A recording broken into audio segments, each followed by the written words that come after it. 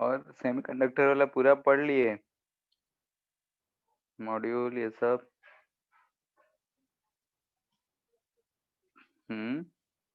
Transistor समझ में नहीं आ रहा है।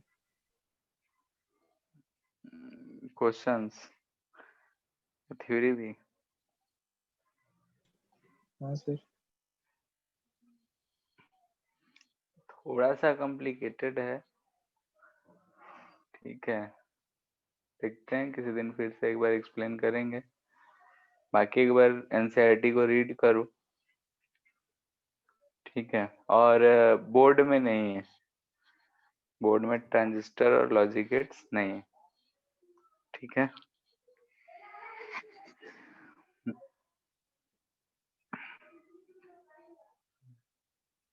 ठीक है, उसको एक बार करो, फिर नहीं होगा तो एक दिन कर लेंगे उसको भी, क्या क्या दिक्कत है उसको।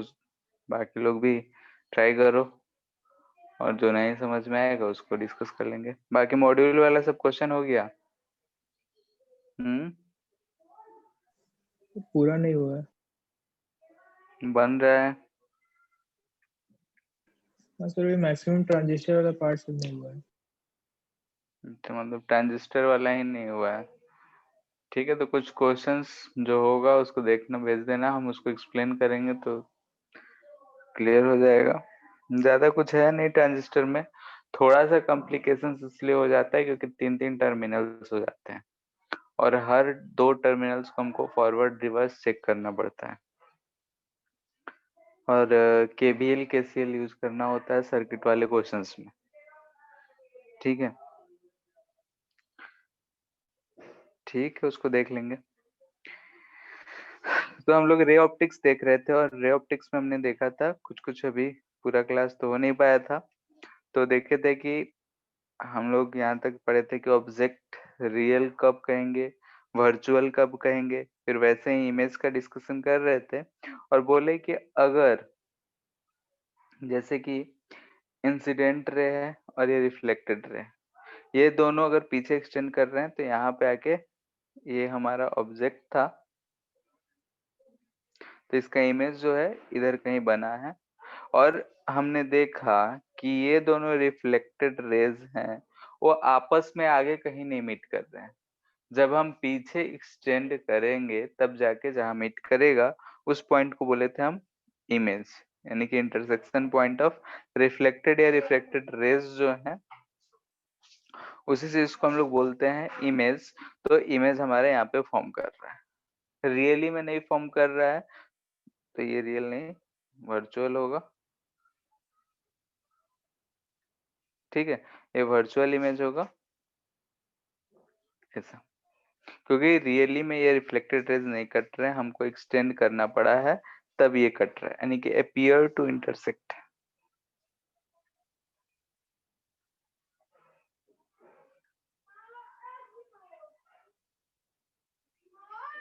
ठीक है, अपीयर टू इंटरसेक्ट है इसलिए वर्चुअल इमेज है। हमको ऐसा प्रतीत हो रहा है कि दोनों रेज वहां पे जाके मिले होंगे, एक्चुअली में वो लेफ्ट साइड देखो तो इधर इन्फिनिटी पे और ये इधर इन्फिनिटी पे जा रहा है, और दोनों के बीच का दूरी जो है बढ़ता जा रहा है। दोनों के बीच का दूरी अगर बढ़ता जा रहा है तो आगे कहीं नहीं मिलेगा। वैसे ही मान लेते हैं ये हमारा मिरर है और इस पे रेज ऐसे आ रहे हैं, ठीक है।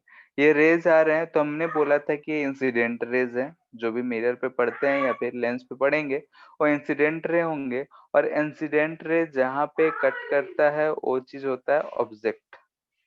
तो यहाँ कट कर रहा है तो ऑब्जेक्ट हमारा यहाँ पे, ये ऑब्जेक्ट हमने बोला था कि वर्चुअल होगा क्योंकि रियली में कट नहीं कर। अब अगर हम यहाँ से देखें कि रिफ्लेक्टेड रेज, तो रिफ्लेक्टेड रेज इधर आएगा, एक रिफ्लेक्टेड रे ऐसा जाएगा। अब ये दोनों रिफ्लेक्टेड रेज यहाँ कट कर रहा है तो ये होगा हमारा इमेज। अब यहाँ ध्यान से देखो तो ये रेज एक्चुअली में ही मीट कर रहे हैं, तो ये रेज जो है यानी कि रिफ्लेक्टेड रेज मीट्स एक्चुअली,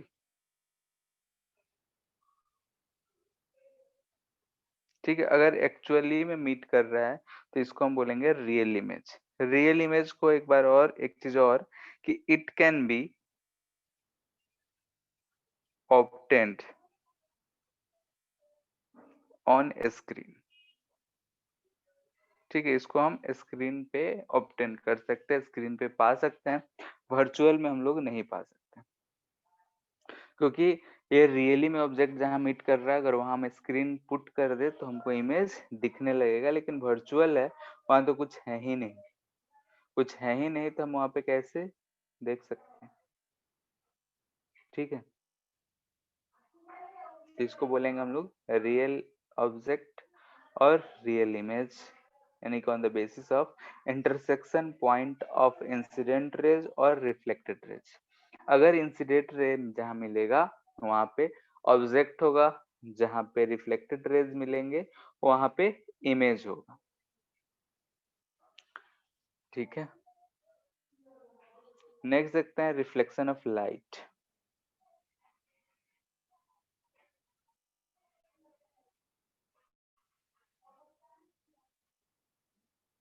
बोलो क्या होता है रिफ्लेक्शन?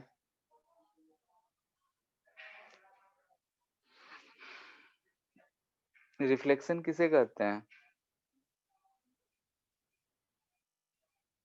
बोलो कोई भी। Sir bouncing back of light.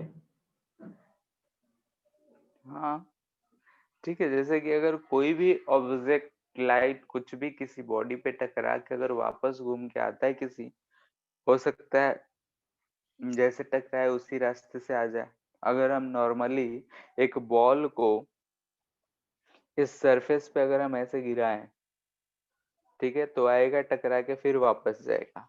वही अगर इसी बॉल को अगर हम किसी एंगल पे ऐसे फेंकें तो ये ऐसे जाएगा, इस केस में ये ऊपर जाएगा। तो ये सारे जो है कोई भी पार्टिकल हो या लाइट हो, अगर किसी ऑब्जेक्ट से टकरा के कि डायरेक्शन चेंज कर लेता है तो उस चीज को हम लोग बोलते हैं रिफ्लेक्शन। तो यहाँ हमको लाइट का रिफ्लेक्शन के बारे में पढ़ना है। ठीक है, तो लाइट का रिफ्लेक्शन हम लोग क्या कहेंगे कि बाउंसिंग बैक ऑफ लाइट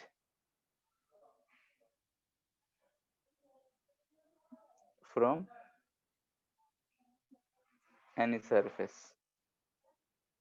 ठीक है, अगर किसी सरफेस पे लाइट पड़ा और वहां से बाउंस बैक हो गया, किसी एंगल पे हो या फिर सेम उसी डायरेक्शन में हो, तो उस चीज को बोलते हैं हम लोग कि ये रिफ्लेक्शन ऑफ लाइट। ठीक है, यानी कि अगर जा रहा है किसी भी सरफेस से टकराया और वापस फिर से उसी डायरेक्शन में आ जाए तो उसको बोलते हैं रिफ्लेक्शन ऑफ लाइट। ये दो तरीके का होता है, टाइप्स।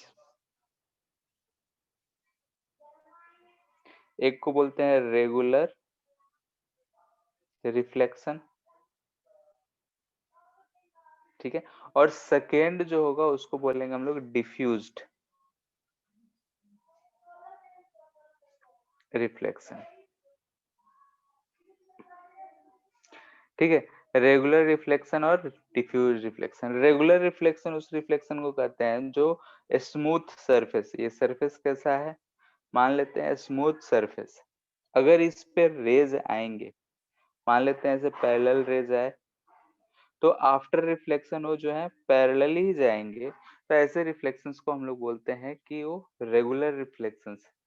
लेकिन अगर हमारा सरफेस स्मूथ ना रहे, बहुत ही ऐसा कुछ रहा, ठीक है, स्मूथ सरफेस नहीं है, बहुत ही रफ रफ सरफेस है, अगर इस पे कोई लाइट आया, मान लेते हैं कि ऐसा एक रे आया, एक ऐसा रे आया, तो यहाँ दिख रहा है कि यहाँ सरफेस कुछ और है तो इधर जाएगा, यहाँ प्लेन थोड़ा दिख रहा है तो ऐसा जाएगा। तो पैरेलल रेज तो आए लेकिन पैरेलली गए नहीं, यानी कि इरेगुलर शेप में, इरेगुलर शेप है यहाँ पे। अगर इरेगुलर शेप से रिफ्लेक्शन हो रहा है तो उसको बोलते हैं हम लोग डिफ्यूज्ड रिफ्लेक्शन। ठीक है, यहाँ पे क्या हो रहा है कि लाइट जो है अलग अलग जगह पे जा रहा है, तो हर लाइट जो है एक जगह पे इंटरसेक्ट नहीं करेगा। इस सब में क्या होता है कि एक जगह पे इंटरसेक्ट करता है, तो इसमें जो इमेज बनता है शार्प बनता है, फॉर्म्ड। ठीक है, इसमें जो है डिफ्यूज्ड इमेज फॉर्म करेगा, यानी कि इरेगुलर सरफेस है, सारे लाइट्स एक जगह पे नहीं मिलेंगे तो अलग अलग जगह पे मिलेगा और बहुत ही डिम मिलेगा, ठीक है, यानी कि बोलते हैं कि डिफ्यूज्ड इमेज फॉर्म, ठीक है। डिफ्यूज्ड है तो हम लोग देख नहीं पाते, जैसे कि हमारे घर का वॉल है, ठीक है, वॉल है, उस पे भी लाइट जा रहा है, रिफ्लेक्ट हो रहा है, लेकिन हमको वहां पे फील नहीं आता। लेकिन अगर वही मिरर हो तो मिरर से अगर हम लाइट उस पे अगर पड़ाते हैं तो रिफ्लेक्ट होकर दूसरी जगह चला जाता है, क्योंकि मिरर जो है रिफ्लेक्टिंग उसका पावर ज्यादा है, उसका सरफेस बहुत ही स्मूथ होता है। लेकिन वॉल का जो अगर माइक्रो लेवल पे हम सरफेस देखेंगे तो बहुत ही इरेगुलर होता है, इसलिए हर लाइट जो है एक जगह नहीं जाता है, इधर उधर बिखर जाता है, इसलिए हमको इंटेंसिटी नहीं मिलता है, ठीक है। तो ये है टाइप्स ऑफ रिफ्लेक्शन कि किस किस तरीके का रिफ्लेक्शंस होते हैं। अच्छा, ये सब डिस्कस किए थे क्या, किसी ऑब्जेक्ट को कैसे देखते हैं, ठीक है, हो गया। किसी ऑब्जेक्ट को देखने के लिए उससे लाइट रिफ्लेक्ट होने चाहिए, ठीक है। इसके बाद है लॉज ऑफ रिफ्लेक्शन।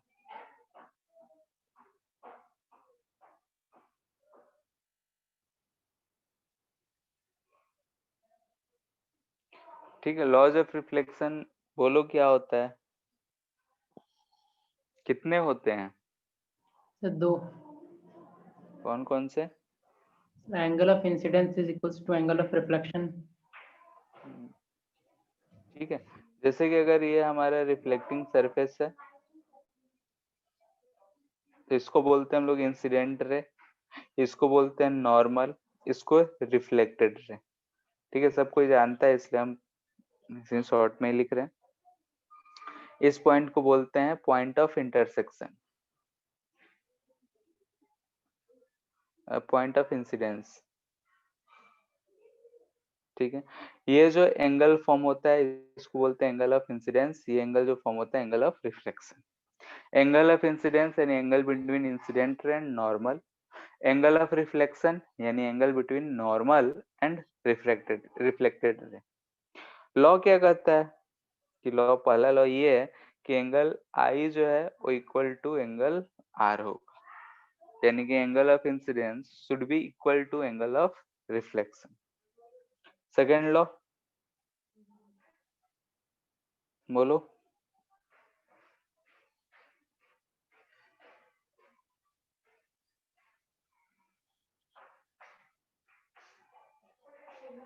दो ही है, एक तो ये हो गया, दूसरा क्या होगा?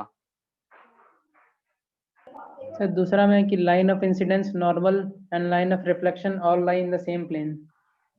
ठीक है, इंसिडेंट रे नॉर्मल, एक्चुअली में पहले यही लिखते हैं हम लोग, एंड रिफ्लेक्टेड रे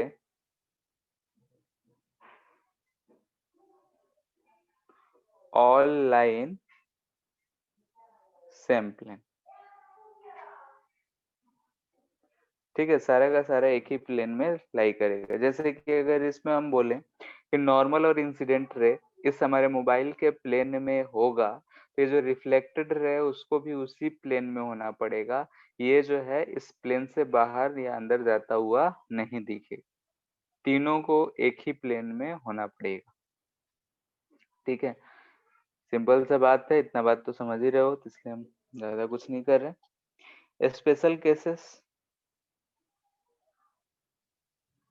ठीक है, स्पेशल केसेस में नॉर्मल इंसिडेंस, ठीक है, ये भी टाइम पास ही है।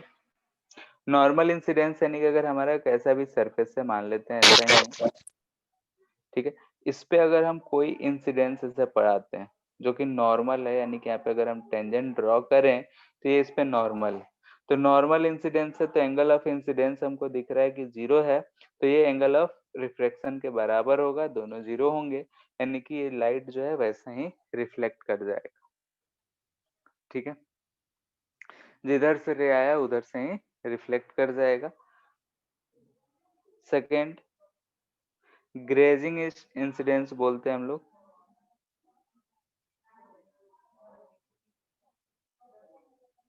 ठीक है। ग्रेजिंग इंसिडेंस, ग्रेजिंग यानी कि टच करता हुआ जाए, जैसे मान लेते हैं ऐसा ही सरफेस है, ठीक है, इस पॉइंट पे इस पे जो टेंजेंट है उसी के अलोंग ऐसा इंसिडेंट गया है। तो यहाँ पे अगर नॉर्मल हम ड्रॉ करेंगे तो ये 90, ये 90, एंड एंगल ऑफ इंसिडेंस 90, तो एंगल ऑफ रिफ्रैक्शन भी क्या होगा, 90। ठीक है, यानी कि विदाउट डेविएटेड पास कर जाएगा, सीधा सीधा टच करता हुआ निकल जाएगा, इसमें कोई डेविएशन नहीं है। तो ये स्पेशल केसेस है कुछ अलग टाइप के। ठीक है,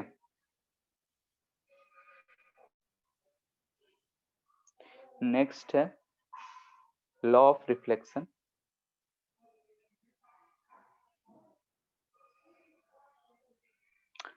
इन वेक्टर फॉर्म।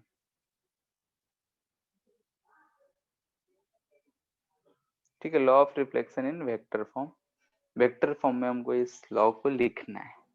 कैसे लिखते हैं,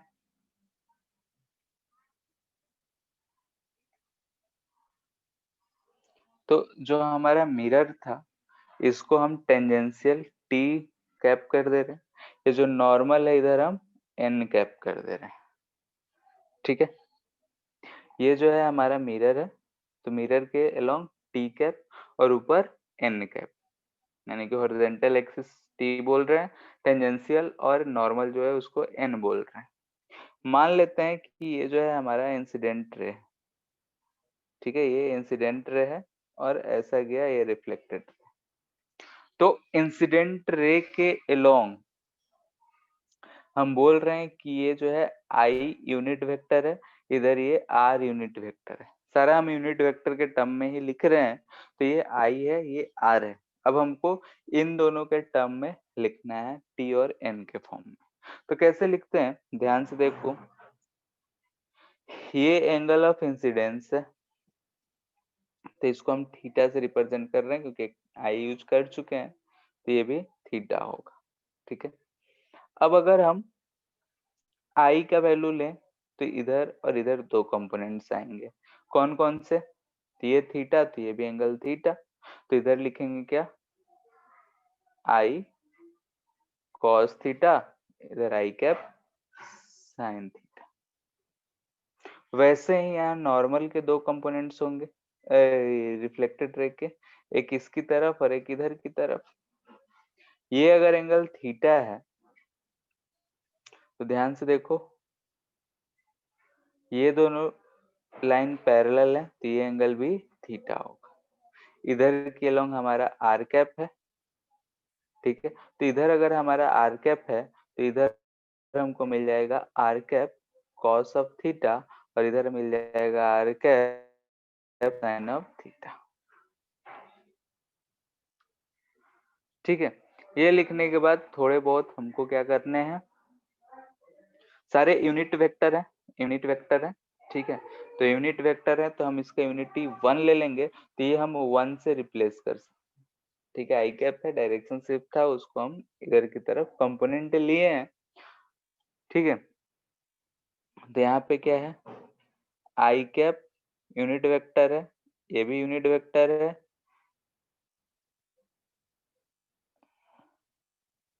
सारा यूनिट वेक्टर है, तो सबका मैग्नीट्यूड क्या होगा, 1। ठीक है, मैग्नीट्यूड होगा 1, ये चीज है। तो यहाँ पे आई कैप का है, तो इसको आई का यूनिट मैग्नीट्यूड ही यहाँ पे लिखते हैं, ऐसे जब कंपोनेंट लेते हैं तो ये सारे मैग्नीट्यूड्स ही रिप्रेजेंट हो रहे हैं, तो सबको हम 1 से रिप्लेस कर सकते हैं, तो साइन थीटा कॉस थीटा हमको दिख रहा है। थोड़ा बहुत अब यूज कर रहे हैं हम वेक्टर वाला टर्म। ठीक है, जैसे कि अगर हम आई लिखें तो आई को लिख सकते हैं, ध्यान से देखो क्या, sine theta T cap minus cos theta N cap, क्योंकि ये एन के नीचे है और ये टी के अलोंग है। वैसे ही आर कैप क्या लिख सकते हैं, sine theta T cap plus cos theta N cap. ठीक है, वेक्टर फॉर्म में लिखने के लिए इतना चीज हमको कंसिडर करना पड़ता है। ये चीज अगर हम कंसिडर कर लिए तो आई और आर हमको मिल गया। अब आई आर हमको मिल गया, तो इसमें से हमको क्या करना होता है कि एन आई टी के फॉर्म में आर को लिखना होता है। ठीक है, जो हमारा वेक्टर फॉर्म है वो आएगा, आर को फाइंड करना है और वो साइन थीटा कॉस थीटा को एलिमिनेट करके, यानी कि साइन थीटा और कॉस थीटा हमारा नहीं होना चाहिए। तो यहाँ से हम कैसे एलिमिनेट कर सकते हैं? एलिमिनेट करने के लिए अगर इसको इक्वेशन 1 बोले, इसको इक्वेशन 2 बोले, तो 1 और 2 बोल रहे हैं, तो अगर हम 2 से 1 को सब्ट्रैक्ट कर दें तो हमको क्या मिलेगा? R cap minus I cap is equal to, ये वाला टर्म कट जाएगा, minus 2 cos theta N cap. ध्यान से देखना है। ऐसा इसलिए लिखे क्योंकि कॉस थीटा का वैल्यू हम फाइंड कर सकते हैं। कॉस थीटा क्या होगा? तो थीटा जो है वो आई और एन के बीच का एंगल है, यानी कि एक वेक्टर ये दिख रहा है, ऐसे चलो, एन वेक्टर इधर है, आई वेक्टर इधर है। ठीक है, तो ये एंगल हमारा थीटा है, तो ये टोटल एंगल क्या होगा? Pi minus theta. ठीक है, तो हियर ध्यान से देखो, तो आई डॉट एन जो दिख रहा है हमको मिल रहा है 1 into cos of pi minus theta. Cos of pi minus theta जो होता है कॉस है, तो कॉस ही रहेगा। पाई माइनस थीटा यानी सेकेंड क्वाड्रेंट में निगेटिव होता है तो माइनस, यानी कि आई डॉट एन को हम लोग कॉस थीटा लिख सकते हैं। This implies that R cap is equal to I cap, यहाँ से माइनस कॉस थीटा रिप्लेस कर देंगे तो माइनस माइनस 2 हो जाएगा, i cap dot n cap into, तो ये जो फॉर्म हमने लिखा है, ठीक है, ये जो फॉर्म है हमारा, इसी फॉर्म को हम लोग बोलते हैं कि ये जो है हमारा vector form, vector form of law of reflection.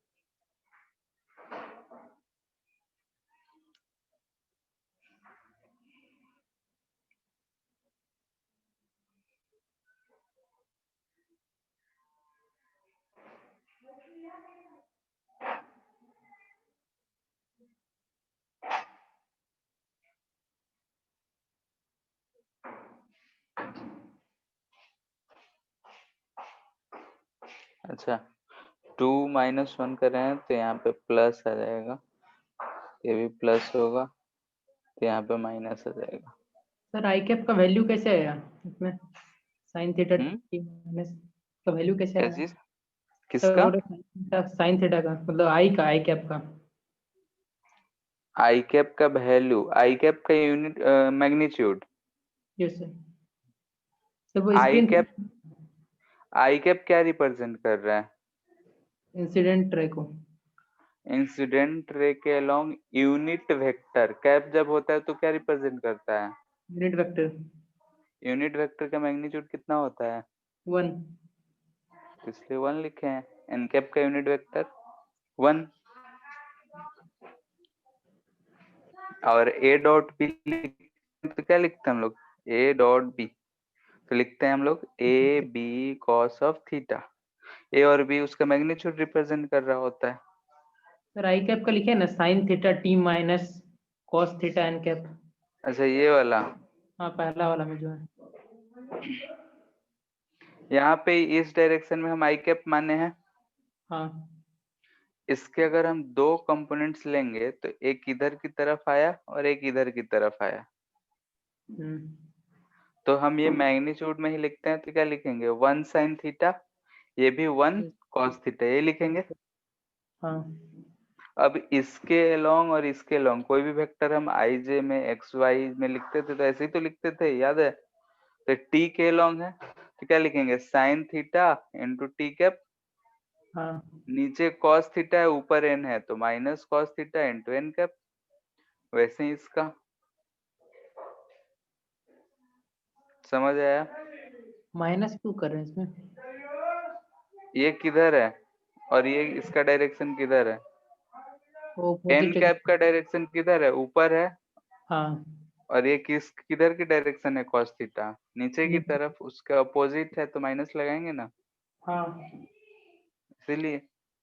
ठीक। क्लियर है? Yes sir. ये सब तो वेक्टर है, बहुत आसान चीज है। फॉर्मूला को याद रखना, डायरेक्ट क्वेश्चंस आते हैं, क्वेश्चन कर लेते हैं।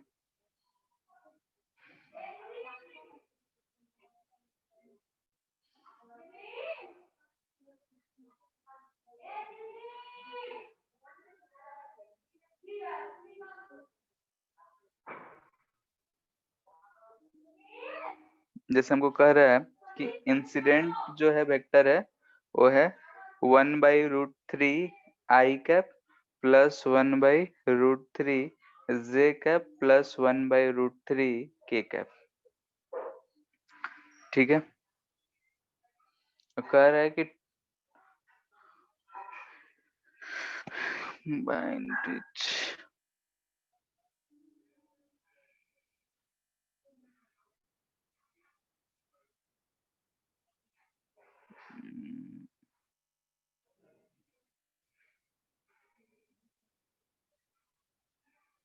ठीक है, जो मिरर है is kept on YZ plane. ठीक है, ये इंसिडेंट वेक्टर का वेक्टर दे रखा है, इंसिडेंट रे का वेक्टर। बोल रहा है कि YZ प्लेन पे मिरर रखा हुआ है, उसी पे ये आ रहा है find reflected ray.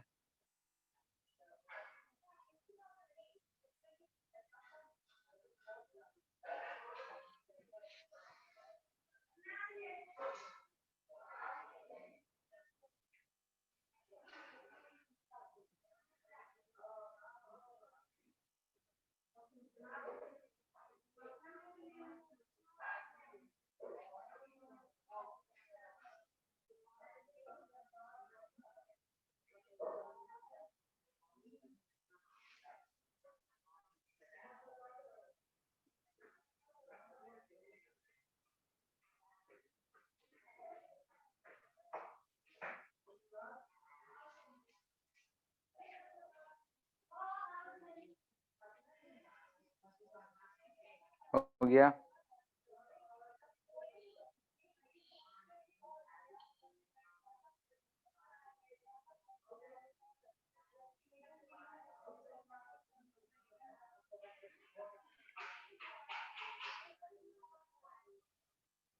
YZ plane में है, ठीक है मिरर, तो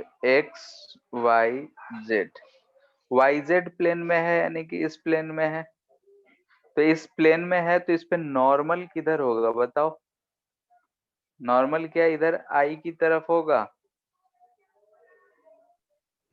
यस सर। बोल, तो यहाँ पे नॉर्मल जो हम कैप लिखेंगे उसको आई कैप लिख सकते हैं। हाँ। ठीक है, अब आई का यूनिट वेक्टर हमको लिखना होगा, तो आई का यूनिट वेक्टर क्या होगा? I vector divide by mod of i vector, ये लिखते हैं। तो इसका मैग्नीट्यूड क्या है? 1/3 प्लस 1/3 प्लस 1/3 1 दिख रहा है, यानी कि ये जो है यूनिट वेक्टर ही है।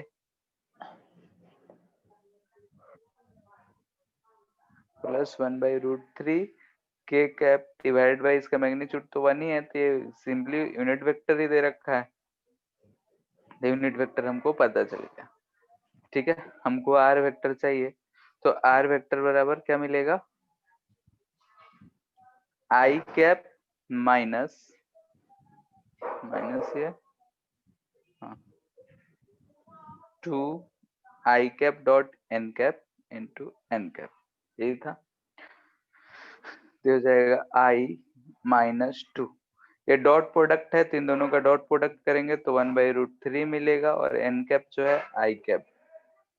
अच्छा, यहाँ पे आई कैप में हम क्या लिखेंगे? तो ये सारा चीज लिखेंगे, ये वाला वैल्यू आई कैप है लिख रहे हैं, लिख देते हैं, नहीं तो कंफ्यूजन हो जाएगा। 1/√3 आई कैप प्लस 1/√3 जे कैप प्लस 1/√3 के कैप। ठीक है, ये चीज आया। तो माइनस हमको क्या मिल रहा है, 1/√3 आई कैप प्लस 1/√3 जे कैप प्लस 1/√3 के कैप। ये हमारा आंसर हो जाएगा। ठीक है, तो ऐसे से डायरेक्ट क्वेश्चन आते हैं, तो इस चीज को याद रखना है।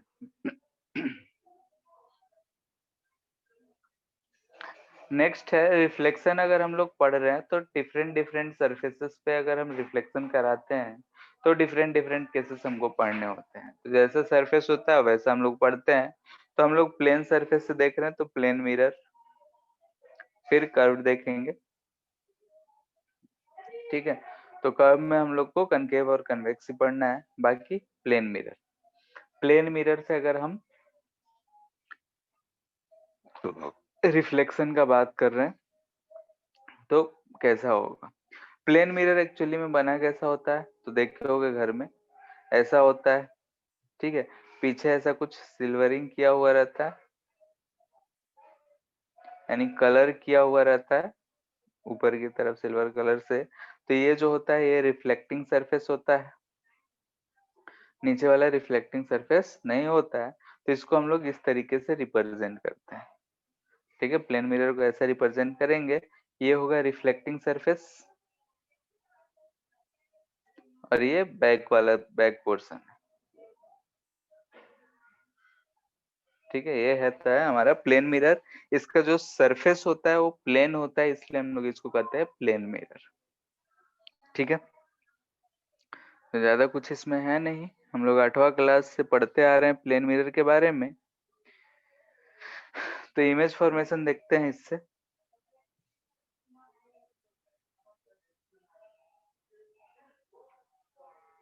ठीक है, इमेज फॉर्मेशन, प्लेन मिरर से इमेज फॉर्मेशन का बात करें तो अगर हमारे पास एक कोई प्लेन मिरर है, ठीक है, पॉइंट ऑब्जेक्ट के लिए देख रहे हैं पहले, पॉइंट ऑब्जेक्ट। ठीक है, अगर ये हमारे पास प्लेन मिरर है, यहाँ पे कोई ऑब्जेक्ट रखा हुआ है, अगर हमारे आंख जो है इधर लगा हुआ है, ठीक है, तो आंख अगर इधर लगा हुआ है तो हम इस ऑब्जेक्ट को या तो डायरेक्टली देख सकते हैं, अगर हमको उसका इमेज देखना है तो इमेज देखेंगे कैसे, जब कोई रे इस पे टकरा के ऐसे हमारे आंखों पे पड़ा होगा, या फिर ऐसा हम बोले नॉर्मली गया नॉर्मली आया, ऐसा आंखों पे पड़ा है, तो आफ्टर रिफ्लेक्शन जो रे हमारे आंखों पे पड़ रहा है तो उसी चीज को हम लोग देखेंगे इमेज के फॉर्म में, जो रे आ रहा है। और आंख के प्रॉपर्टी जहां से रे आ रहा है वही इमेज दिखेगा। तो रे हमको तो ये दोनों और हमने बोला था कि रिफ्लेक्टेड रेज हैं, आगे की तरफ हमको टकराते हुए दिख नहीं रहे हैं, तो हमको मिलाने के लिए ऐसे पीछे ले जाना पड़ेगा।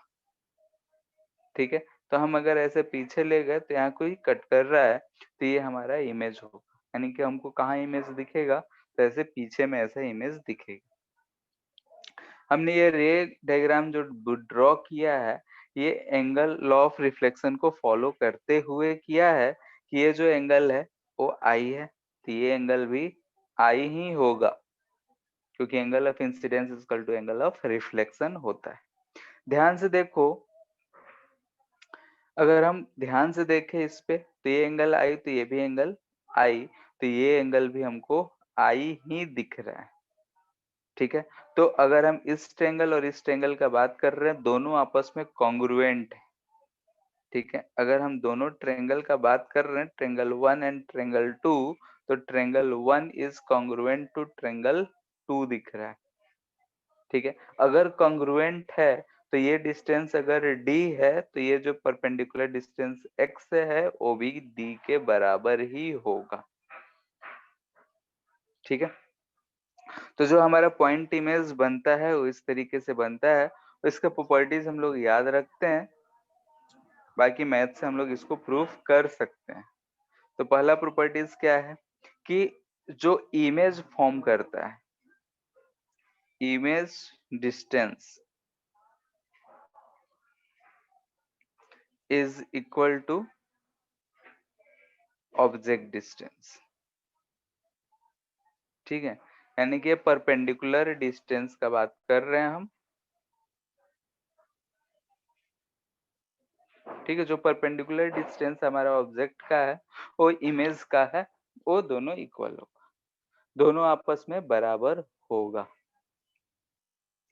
ठीक है, यानी कि जितना इधर है उतना ही उधर हमारा इमेज बनेगा। ऑब्जेक्ट जितना दूरी पे है उतने ही दूरी पे हमारा इमेज फॉर्म करेगा। ठीक है, यानी distance of object from mirror should be equal to distance of image from the mirror. और ये बात ध्यान रखें कि हम परपेंडिकुलर डिस्टेंस का बात कर रहे हैं।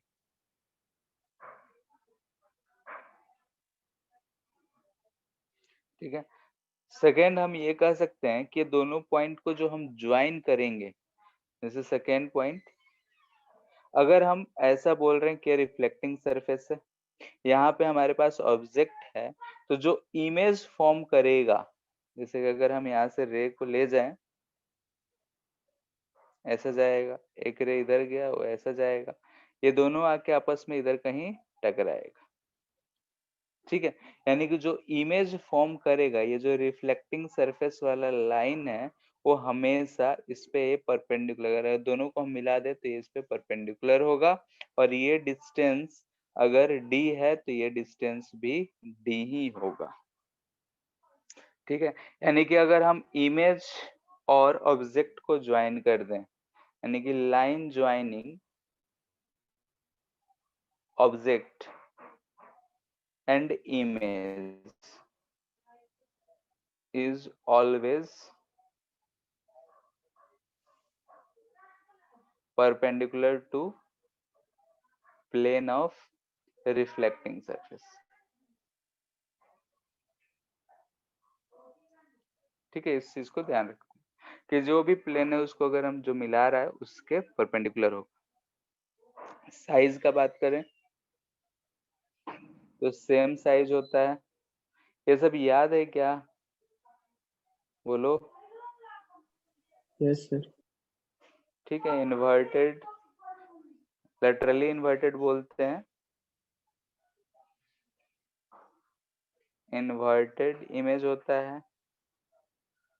ठीक है, सब बेसिक बेसिक प्रॉपर्टीज है इस चीज को। इमेज जो फॉर्म करता है वर्चुअल इमेज फॉर्म करता है। ठीक है, virtual image for real object and real image for virtual object. ठीक है, जैसे यहाँ पे देखें हैं,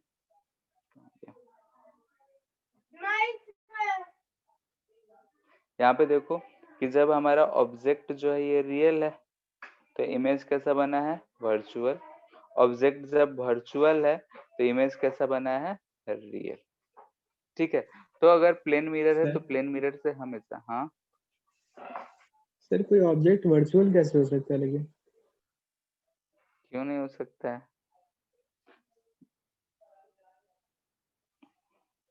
मान लेते हैं इन्फिनिटी से रे है, ये प्रिंसिपल एक्सिस है, प्रॉपर्टी तो याद होगा, ऐसे जाता है फोकस पे मिट करते ही होता है। Yes clear sir. है? हम यहाँ पे एक प्लेन मिरर ऐसे रखती है, इस प्लेन मिरर के लिए ऑब्जेक्ट कौन सा है? बोलो। ये जो फोकस पे। इन्फिनिटी पे रखा है हो या फिर ये जो फोकस पे हो, क्योंकि इस पे तो इंसिडेंट यही रे आ रहा है, तो इंसिडेंट रे यहाँ पे, वहां पे रियली में कोई ऑब्जेक्ट है? नहीं है, लेकिन इस प्लेन मिरर के लिए ऑब्जेक्ट वही है, तो रियल ऑब्जेक्ट तो नहीं है। कैसा ऑब्जेक्ट है? वर्चुअल। ठीक है, यस सर।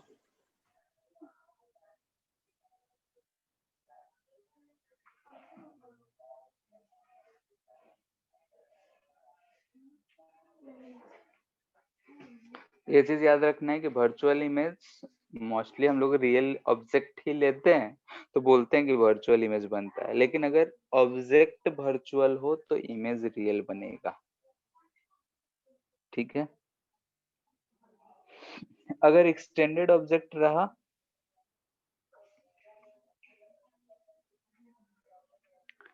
एक्सटेंडेड ऑब्जेक्ट, ठीक है, एक्सटेंडेड ऑब्जेक्ट है, ये हमारा मिरर है, मान लेते हैं कि यहाँ पे कोई ऑब्जेक्ट है, तो इसका इमेज हर पॉइंट सेम दूरी पे बनेगा।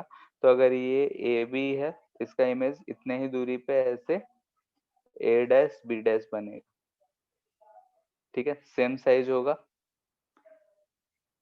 Same size, virtual and laterally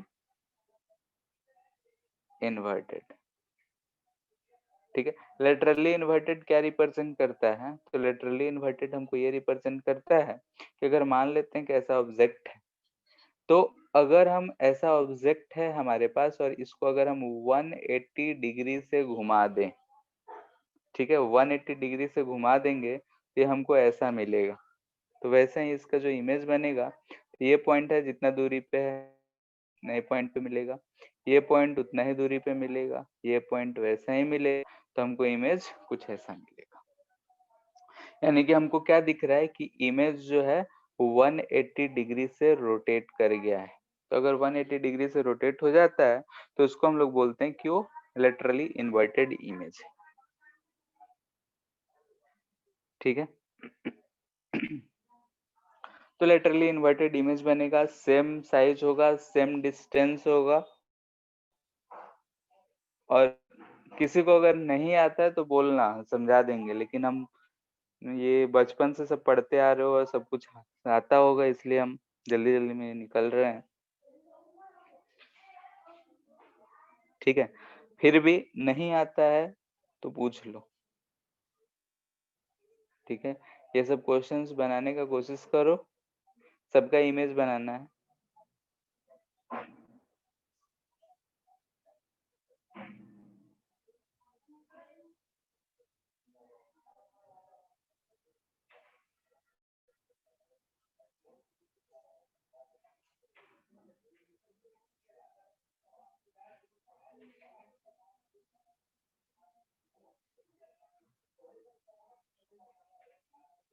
ठीक है, 3 ही देते हैं। फर्स्ट वाले का इमेज कहाँ बनेगा ऐसा, बोलो। Yes sir. ठीक है, सेकंड वाला भले ही यहाँ पे ऑब्जेक्ट इमेज मिरर इसके नीचे नहीं है, लेकिन इमेज बनेगा ही बनेगा।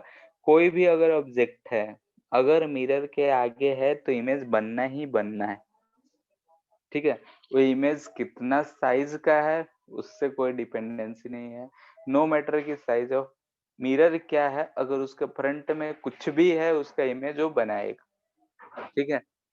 हाँ, हम पूरा देख पाएंगे उसमें या नहीं देख पाएंगे वो तो डिपेंड करता है, लेकिन वो इमेज उसके सामने जो कुछ है सबसे लाइट उस पे पड़ रहा होगा और वो सबका इमेज बना रहा होगा, कितना भी छोटा है मिरर क्यों ना हो। तो ये भी इमेज बनाएगा, इसका परपेंडिकुलर डिस्टेंस इसका परपेंडिकुलर डिस्टेंस सेम होगा, तो इमेज हमको यहाँ पे मिलेगा, ये ऑब्जेक्ट है, ये इमेज है, ठीक है। बी है तो वैसे ही हम इसको देखेंगे, ये यहाँ पे आ रहा है, ये कुछ दूर आ रहा है, तो ये हमको ऐसा मिलेगा, ठीक है। तो इमेज बनाना इसमें प्लेन मिरर में बहुत ही आसान चीज है।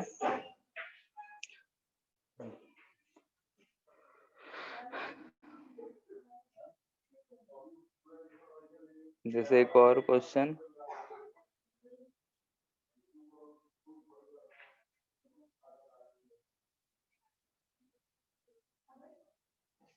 ये 45 डिग्री पे है, ये मिरर है हमारा, मिरर को ही हम ऐसे कर दिए, ये हमारा ऑब्जेक्ट है, इसका इमेज कहाँ बनेगा,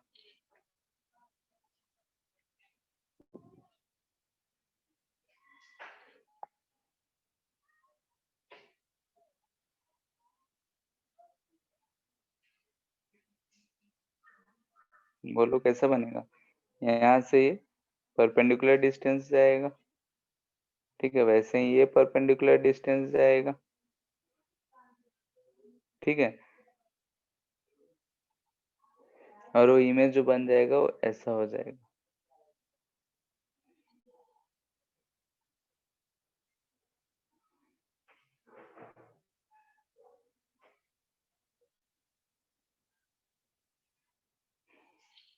ये नहीं समझ में आया।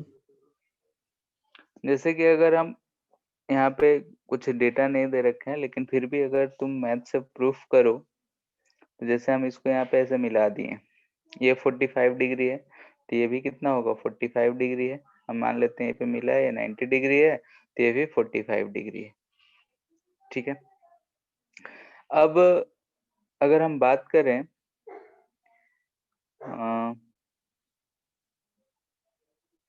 बी, इसको नाम दे देते ए बी, तो ये हो जाएगा बी डैश ए डैश, इसको नाम दे दो ई और एफ।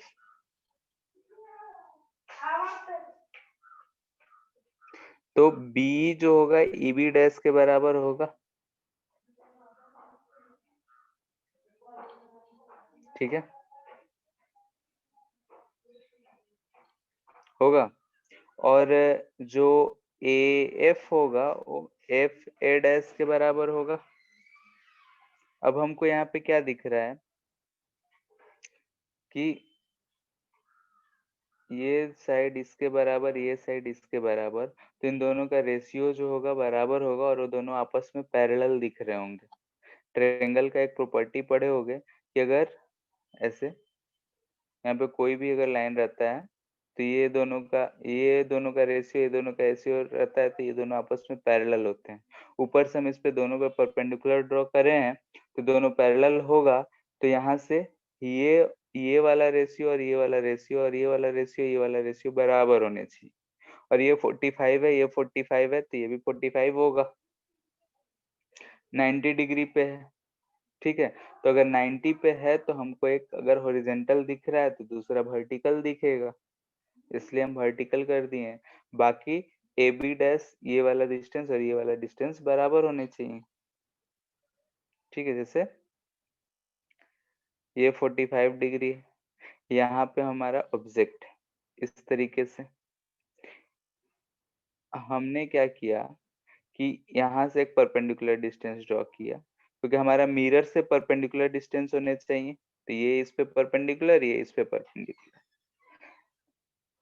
ये दोनों साइड इसके बराबर और ये साइड इसके बराबर होना चाहिए। अब ये 45 है, तो यहाँ से ये जो एंगल बना है, ठीक है, ये 90 है, तो इसका जो पॉइंट होगा अगर हम मिलाते हैं, तो ये हमारा ये कितने पे होगा, 45 पे ही। क्योंकि यहाँ पे ध्यान से देखो, तो यहाँ पे अगर ये एंगल ऑफ इंसिडेंस होगा, तो ये हमारा सेम सब 45 है दिख रहा है। ठीक है, तो यहाँ से अगर हमारा कोई भी लाइन जा रहा है, यहाँ पे हमको 90 डिग्री डेविएशन दिख रहा है, तो दूसरा क्या हो जाएगा, वर्टिकल, इसलिए वर्टिकल ड्रॉ कर रहे हैं। बाकी हमको अगर क्वेश्चंस में देगा तो ऑप्शंस दिया रहेगा, तो देख के हम डिसाइड कर सकते हैं कि कैसा बनेगा। ठीक है,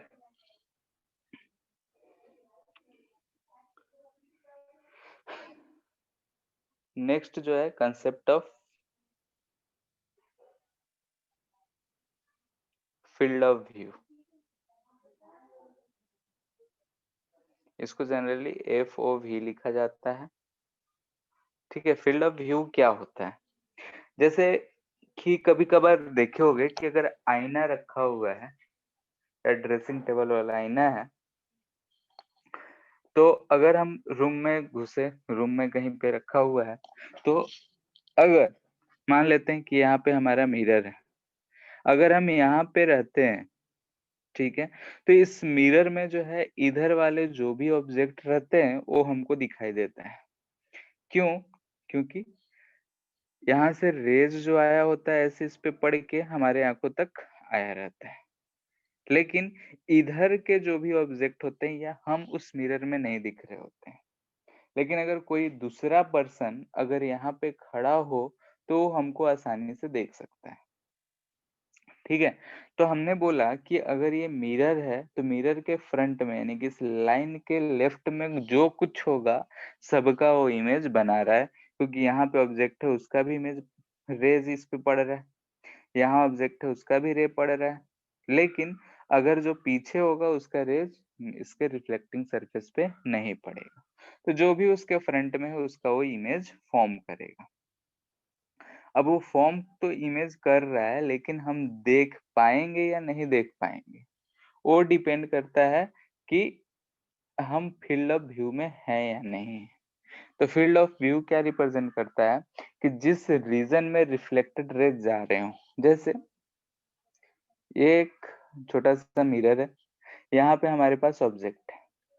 अगर इस ऑब्जेक्ट से रेज जा रहे होंगे तो मान लेते हैं कि दोनों के एक्सट्रीम पे ले जा रहे हैं, ठीक है, यानी कि इसी के बीच में सारे रेज गए होंगे, ठीक है, जो मिरर पे गए होंगे, और ये रेज जो है रिफ्लेक्ट होके ऐसा जाएगा, ये इधर की तरफ जाएगा, ठीक है, ऐसा रिफ्लेक्ट होके जाएगा।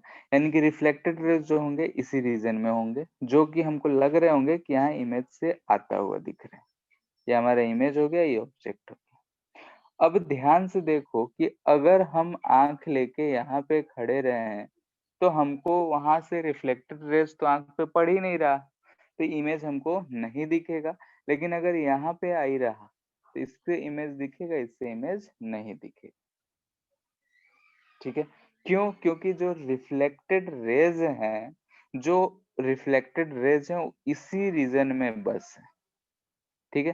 यानी कि अगर हमको इस ऑब्जेक्ट का इमेज ये देखना है तो हमको ये इस रीजन में रहना पड़ेगा, तो ये हम बोलेंगे कि ये फील्ड ऑफ व्यू है फॉर ऑब्जेक्ट ओ। यानी कि ऑब्जेक्ट ओ को अगर देखना है तो ये हमारा फील्ड ऑफ व्यू है। इसी फील्ड में अगर हम रहेंगे तभी हम ऑब्जेक्ट को का इमेज देख सकते हैं।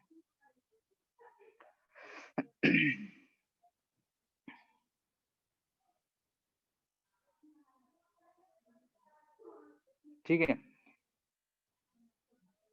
तो ये ऐसा रीजन है जिस रीजन में, ठीक है, ये ऐसा रीजन है जिस रीजन में हम लोग ऑब्जेक्ट का इमेज देख सकते हैं। यानी कि हम बोल सकते हैं इट इज रीजन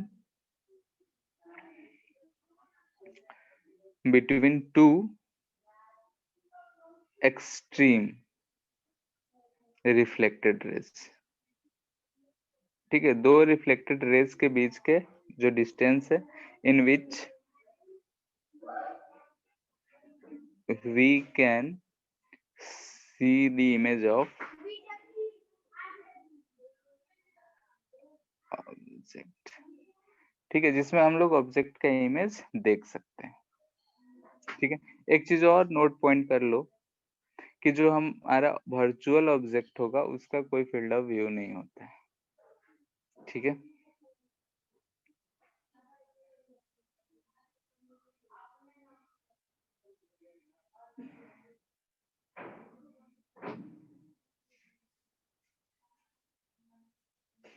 ठीक है, फील्ड ऑफ व्यू नहीं होगा। क्यों नहीं होगा? तो हम लोग जानते हैं कि अगर हमारा ऑब्जेक्ट ऐसा वर्चुअल है तो इसका इमेज जो बनेगा वो ऐसा रियल बनेगा, ठीक है। इधर अगर हमारा आंख कहीं भी रहे तो इससे लाइट जो जा रहा होगा वो चारों तरफ हमको ऐसा दिखेगा। तो इसलिए इसका हम लोग बोलते हैं कि जो हमारा वर्चुअल ऑब्जेक्ट है उसका कोई फील्ड ऑफ व्यू नहीं होता है, ठीक है। तो कुछ एग्जांपल दे रहे हैं फील्ड ऑफ व्यू के, हम लोग क्वेश्चन से करो।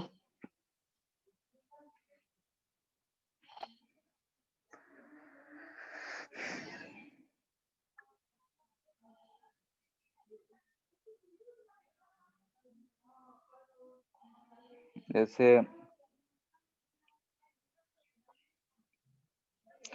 कोई भी ए बी है यहाँ पे, लेट से इसका जो अगर एक्सट्रीम रेज हम ड्रॉ करेंगे तो ए पॉइंट से यहाँ पे गया होगा और इधर की तरफ गया होगा,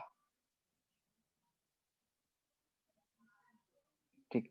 एक रे यहाँ आया होगा इस एक्सट्रीम पे, इधर की तरफ गया होगा।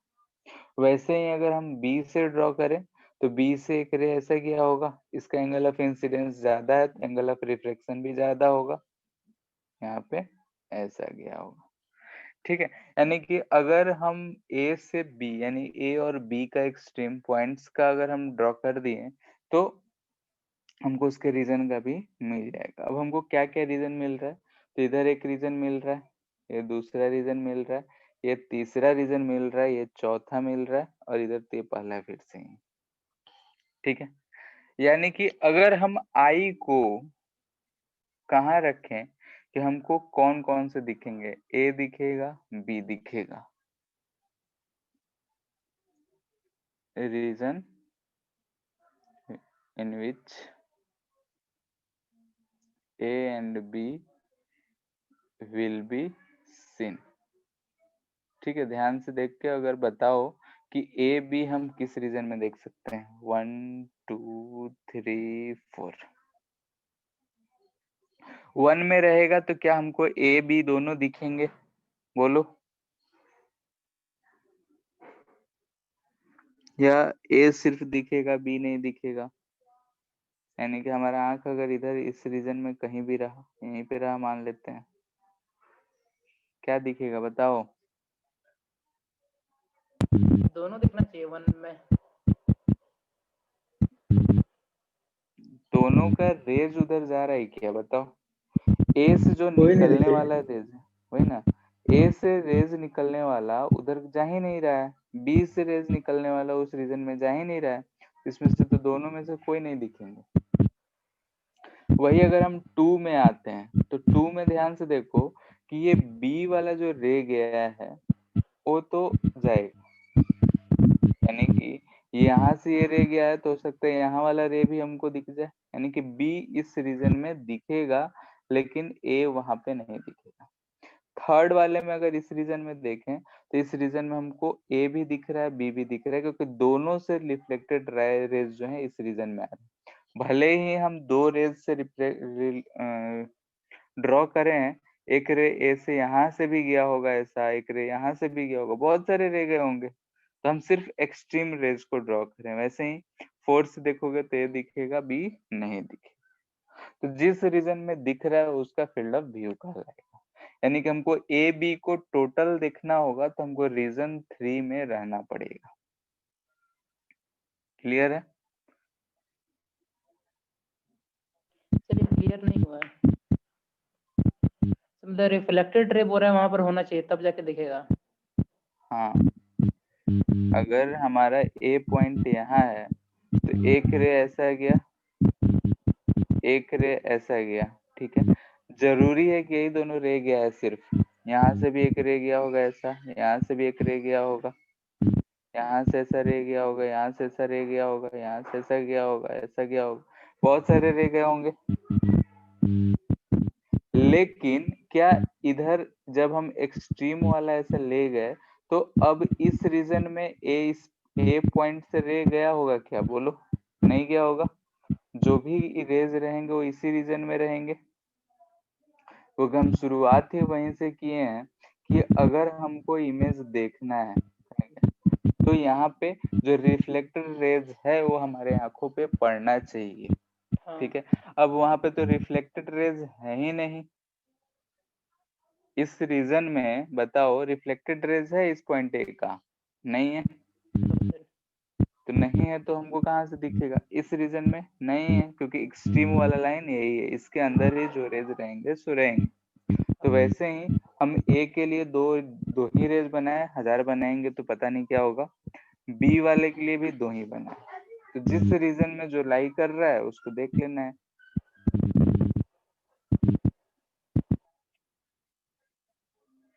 इस चैप्टर में जियोमेट्रिकल ऑप्टिक्स बोलते हैं, जियोमेट्री हम लोग को यूज करना पड़ेगा। जैसे क्वेश्चन देते हैं,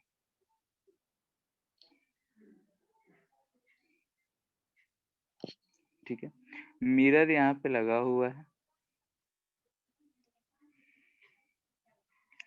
ये वाई एक्सिस है, ये एक्स एक्सिस है,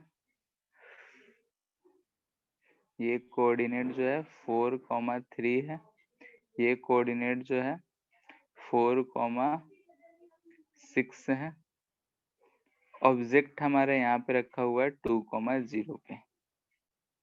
ठीक है, यहाँ पे क्या है, ऑब्जेक्ट। तो find length on y axis where image of object can be seen। ठीक है, ऑब्जेक्ट है, इमेज है, तो हमको y एक्सिस पे बताना है कि y एक्सिस पे कहाँ कितने लेंथ में हमारा इमेज दिखेगा इस ऑब्जेक्ट O का।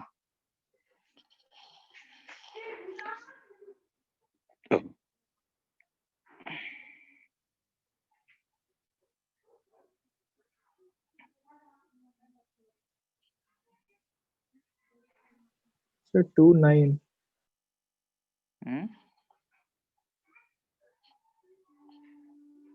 29 लेंथ बताना है। इमेज कहाँ बनेगा ये सबसे पहले बताओ। मिरर के तो ऊपर ही बनेगा। कोऑर्डिनेट सर वही बताया था ना 29। 29 हम क्या बोले थे कि जब मिरर है उससे परपेंडिकुलर ही बनेगा, तो यहाँ से ये परपेंडिकुलर डिस्टेंस कितना दिख रहा है 2, तो इधर की तरफ 2 और जाएंगे तो मिल जाएगा हमको। इमेज कहाँ मिलेगा यहाँ पे, यानी कि ये जो है 4,0 है, तो कहाँ पे इमेज मिलेगा 6,0 पे ना इमेज मिलेगा, 2,9 पे कैसे मिलेगा। हाँ सर। फिर अब हमको लेंथ कहाँ से कहाँ दिखना चाहिए, तो ध्यान से देखो कि अगर एक रे यहाँ से हम ले जाए, क्योंकि यहाँ से एक रे गया होगा, ऐसे टकरा के गया होगा, ठीक है, यानी कि यहाँ से एक रे आता हुआ दिख रहा है, और एक रे जो है ऐसे गया होगा, और ये इधर की तरफ ऐसा, तो ये हमको ऐसा मिलेगा। ठीक है, थोड़ा सा टेढ़ा हो जा रहा है लेकिन वो स्ट्रेट लाइन ही है।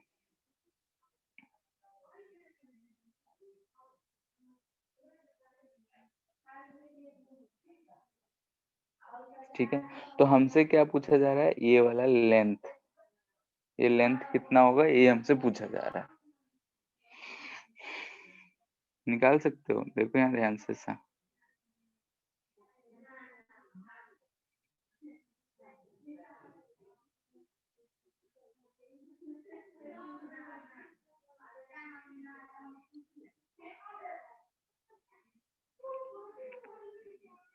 ठीक है, ऐसा ही हमको दिख रहा है।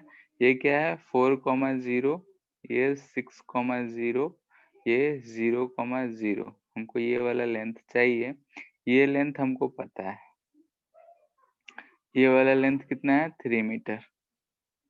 निकाल सकते हो, ध्यान से देखो। तो ये ट्रेंगल में देखेंगे हम, ट्रेंगल से अगर बात करें तो ये डिस्टेंस है हमारा कितना। ठीक है, सिमिलरिटी फाइंड कर लेंगे, आराम से निकल जाएगा, ट्राई करो एक बार।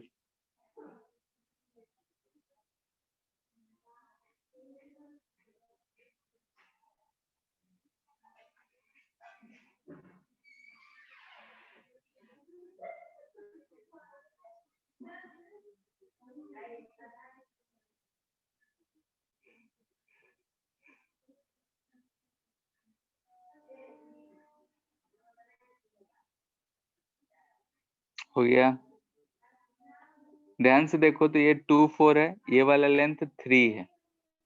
ठीक है, ये लेंथ कितना है 3 है, क्योंकि 0 से 3 जा रहा है। ये 3 है, ये 2/4 है, तो ये वाला रेशियो क्या होगा 2:4, यानी 1/2, तो ये वाला हमको 6 मिलेगा। ठीक है, वैसे ही हम इस बड़े वाले ट्रेंगल के लिए देखें, यानी कि इस ट्रेंगल में ए बी सी में, ठीक है, ए बी सी में देख रहे हैं तो ये टोटल हमको लेंथ मिल जाएगा 6, तो ये टोटल लेंथ हमको मिल जाएगा 12। फिर से रेशियो लगा लेंगे तो ये लेंथ हमको कितना मिल गया 12 - 6 6 मीटर। कैसे किए, कुछ समझ आया कि ऊपर ऊपर पार हो गया? ऊपर पर पार हो गया।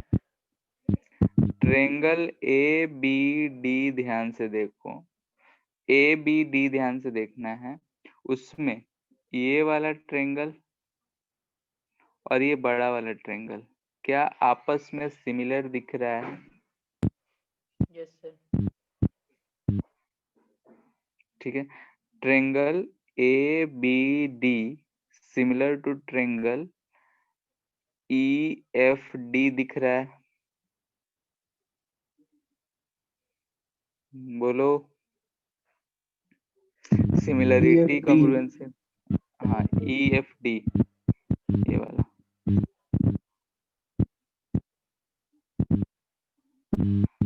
बोलो। वो तो क्या बोलते हैं, ए बी ना, A B D to E F B, E F B F D. हाँ दिख रहा है सिमिलर?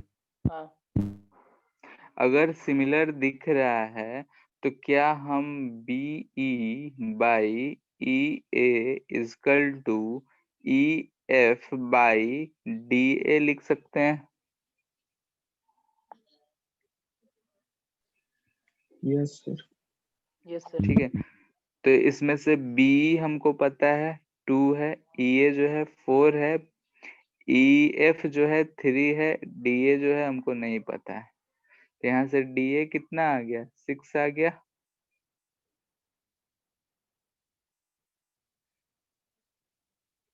ठीक है, similarly triangle A B C जो है similar to triangle E G B है। ठीक है, देखो ध्यान से, है? Yes sir. तो यहाँ से हमको क्या मिल जाएगा?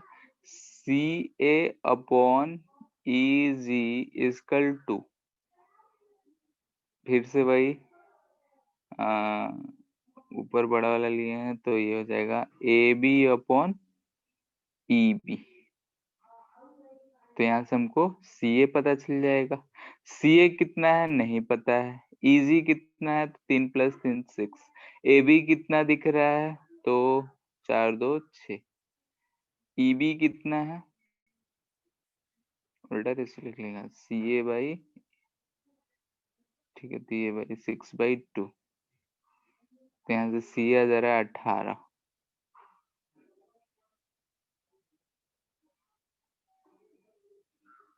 इसमें रेशियो ठीक लिखे ना? ये भाई ये नहीं, यहाँ भी गलती की है, देखो यहाँ पे ए बी बाई ये होगा 6/4, 2/2 बना है।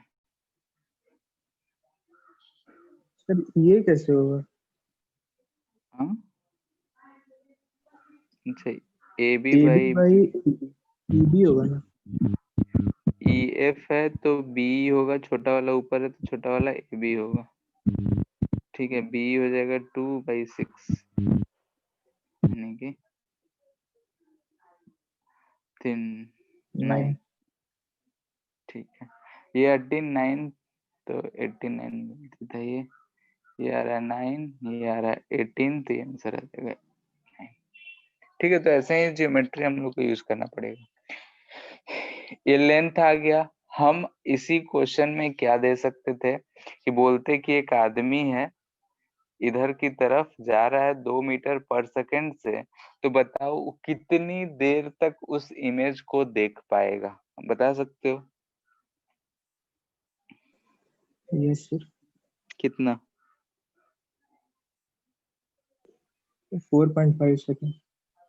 ठीक है, डिस्टेंस अगर हम फाइंड कर लिए तो वेलोसिटी से डिवाइड कर देंगे, टाइम आ जाएगा। हो सकता है हम इसको एक्सेलरेशन भी दे सकते थे। ठीक है, एक्सेलरेशन भी दे देते तब भी हम फाइंड कर सकते थे, कुछ भी तो हम उसे जोड़ सकते हैं। ठीक है, तो नेक्स्ट क्लास में इसी सबसे रिलेटेड यानी कॉन्ग्रुएंसी और सिमिलरिटी यूज कर करके कुछ क्वेश्चंस करेंगे, प्लेन मिरर के फील्ड ऑफ व्यू से रिलेटेड, क्या दिखेगा क्या नहीं दिखेगा उससे रिलेटेड। ठीक है, और वो हो जाएगा तो फिर हम लोग देखेंगे कि अगर 2 प्लेन मिरर्स हैं तो उससे कितने नंबर ऑफ इमेजेस फॉर्म करेंगे। वो हो जाएगा तो फिर एंगल ऑफ डेविएशन। फिर वेलोसिटी कंसीडरेशन करेंगे तो प्लेन मिरर हमारा खत्म हो जाएगा। तो इसमें और 1 से 1.5 लेक्चर लगना चाहिए। ठीक है, ठीक है, फिर आज के लिए इतना ही। इस चैप्टर में जो है थोड़ा बहुत ज्योमेट्री यूज होगा, तो इसलिए इस चैप्टर में शुरू से ही जहाँ पे जो चीज में दिक्कत आए उसको पूछते चलना है। ठीक है, क्योंकि अगर क्लास में रहते हैं तो यहाँ पे दिखा देते हैं कि ये सिमिलर है, लेकिन यहाँ पे थोड़ा लिखना पड़ेगा। तो नहीं समझ में आए तो बोलना, क्योंकि हम आदत तो बैठा हुआ है वही। ठीक है, ठीक है, फिर चल रहे हैं। ठीक है सर। ठीक है।